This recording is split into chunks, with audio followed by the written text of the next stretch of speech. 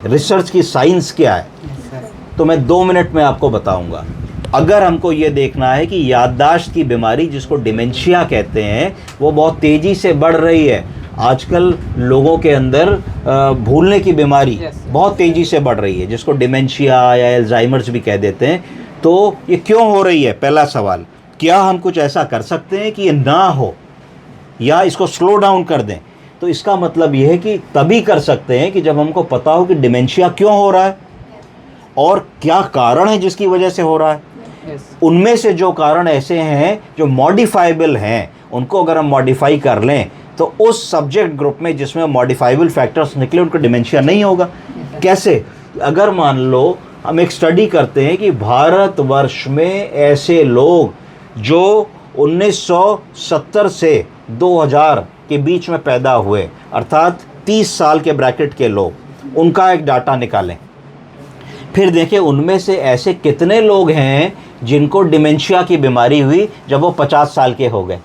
तो दूसरा डाटा निकला। अब वो डाटा कैसे निकलेगा कि हम सारे सरकारी अस्पतालों में गए, हमने कहा भाई हमको ऐसे लोगों की लिस्ट दे दो जिनकी उम्र 30 से 50 साल के बीच में है जो डिमेंशिया की बीमारी का इलाज करा रहे हों। हम मेडिकल स्टोरों पे गए, हमने कहा ऐसा डाटा दे दो जो डिमेंशिया की दवा आपके यहाँ से लोग खरीद के ले जाते हैं। तो आपको ऐसे 5000 10,000 लोगों का सैंपल साइज़ मिल जाएगा जो एक साल में अस्पताल में डिमेंशिया का इलाज कराने आए होंगे या जिन्होंने मेडिकल स्टोरों से डिमेंशिया की दवा ली होगी। फिर आपके दिमाग में बात आई, भाई ये डिमेंशिया इन लोगों को हो रहा है, चलो चलते हैं इनके बारे में पता करते हैं। फिर आप उनके स्कूल के साथियों से मिले, इनके पेरेंट्स से मिले, तो उन्होंने कहा भाई ये आदमी बड़ा चिड़चिड़ा था, बड़ा गुस्सा करता था, डिप्रेशन इसको बहुत ज़्यादा होता था और अकेलापन था, लोनलीनेस थी इसके दिमाग में। तो आपके दिमाग में बात आई, भाई ऐसा तो नहीं है कि जिन लोगों को कोई मानसिक तनाव होता हो, डिप्रेशन होता हो, एंजाइटी होती हो, साइकोसिस होती हो, न्यूरोसिस होती हो, उन लोगों के अंदर डिमेंशिया होने की पॉसिबिलिटी ज़्यादा है। फिर आपने क्या किया कि उन लोगों की जो सूची मिली थी जिनको डिमेंशिया का इलाज चल रहा है, जिन्होंने डिमेंशिया की दवा खरीदी, जो 30 से 50 साल के एज ग्रुप के हैं, फिर आपने पता किया कि उनमें से ऐसे कितने लोग हैं जिन लोगों ने बचपने में मानसिक रोग का इलाज कराया।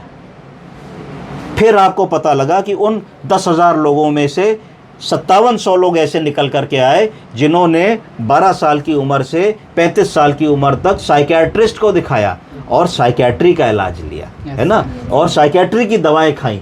तो आपने एक रिलेशन एस्टैब्लिश करने की कोशिश करी कि वो लोग जिनको बचपन से ज़्यादा सोचने की बीमारी थी, ज़्यादा चिंता करने की बीमारी थी, बात बात पे नाराज़ हो जाते थे, दोस्तों से झगड़ा करते थे, बहुत ज़्यादा लोगों से उनकी दोस्ती नहीं होती थी, नींद की समस्या थी, डिप्रेशन की समस्या थी, एग्ज़ाम से पहले डर जाते थे, चिंता घबराहट बेचैनी होती थी, उन लोगों में याददाश्त की बीमारी अर्थात डिमेंशिया होने की संभावना 3 गुना ज़्यादा निकली, बशर्ते उन लोगों के जिनको मानसिक रोग शुरू में नहीं था।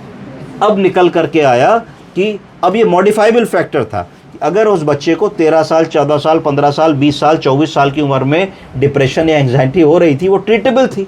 अगर उस समय उसको सही उपचार मिल जाता तो उसकी बीमारी उस लेवल पे ना जाती और वो उसको डिमेंशिया ना होता। तो ये मॉडिफाइबल फैक्टर हो गया, इसी को रिसर्च कहते हैं। तो इसी को हम लोगों को आगे जा कर के सीखना, ये रिसर्च का